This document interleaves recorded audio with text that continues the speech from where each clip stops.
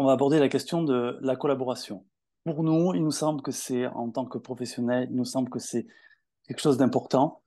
Euh, on se rend compte que d'abord, dans le monde des industries créatives, on collabore. On est au sein de studios, il y a plusieurs compétences à réunir, on élabore un projet et il faut, euh, même si vous dessinez, vous croyez que vous dessinez tout seul, non, vous dessinez pour le projet, donc il faut à un moment donné être raccord.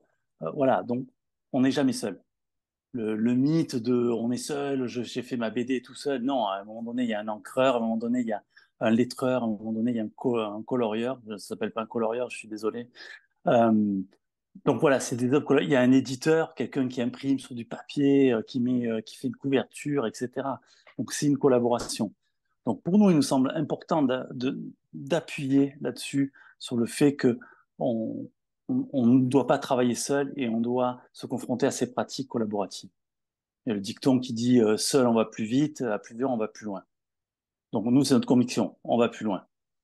On va rencontrer des compétences qu'on n'a pas nécessairement ou qu'on a différemment. C'est un premier point. On peut s'affranchir la distance si on utilise un outil pour écrire un scénario de BD, par exemple, et qu'on est réparti aux quatre coins de la ville, d'un pays ou de la Terre.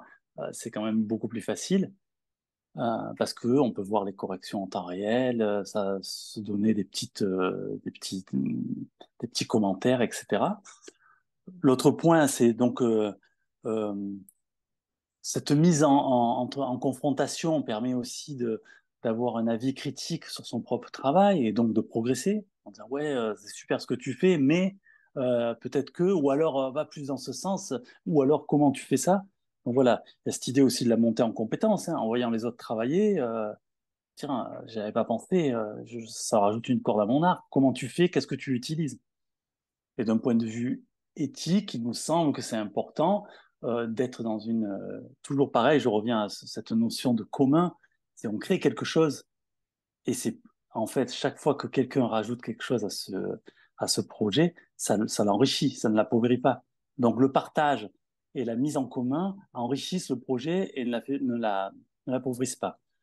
D'ailleurs, vous le savez très bien, vous-même, vous avez des influences, donc vous êtes inspiré, vous avez utilisé le travail d'autres, que ça soit conscient ou que ça soit inconscient.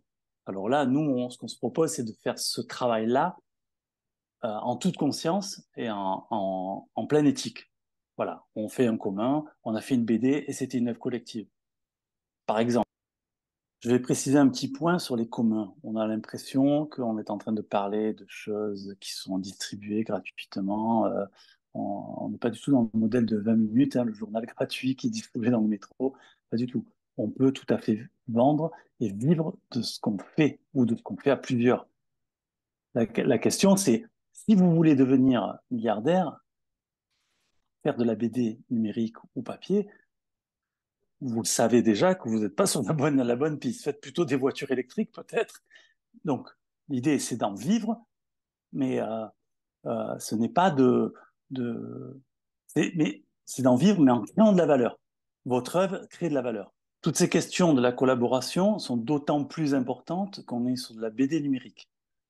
Parce que aujourd'hui, l'œuvre numérique de BD, et il y en a d'autres, évidemment, vous les connaissez, le cinéma, la musique, etc., euh, implique qu'il y a plusieurs personnes implique qu'il y a différents niveaux d'acteurs qui sont impliqués, un responsable narratif, un éditeur numérique, un commercial, quelqu'un qui va commercialiser en utilisant des canaux euh, qui sont pas celui nécessairement de la librairie.